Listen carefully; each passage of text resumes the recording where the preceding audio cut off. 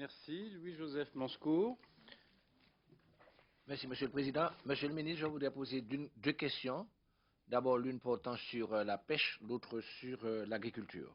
Je souhaiterais d'abord attirer votre attention sur les difficultés qu'ont rencontrées les marins pêcheurs de la Martinique suite à deux arrêtés préfectoraux pris par, bien sûr, le préfet de région, interdisant la pêche sur toutes ses formes d'ailleurs, dans toutes les rivières, mais aussi dans certaines zones côtières.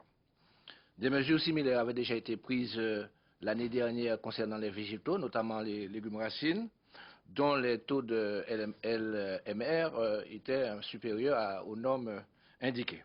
Les agriculteurs se sont trouvés d'ailleurs pénalisés au lendemain, privés de revenus, et jusqu'à aujourd'hui, ils attendent encore une indemnisation qui tarde à venir.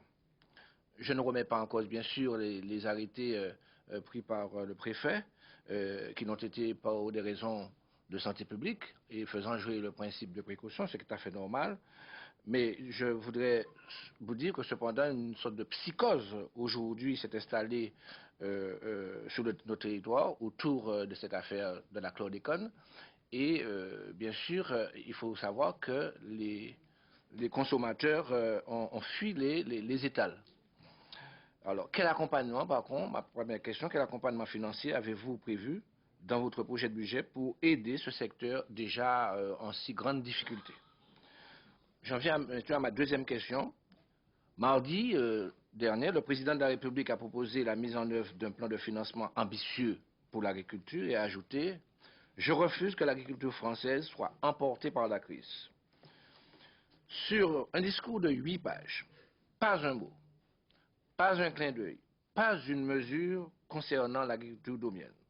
Vous allez me raconter que l'agriculture domienne fait partie, bien sûr, de l'agriculture française, certes.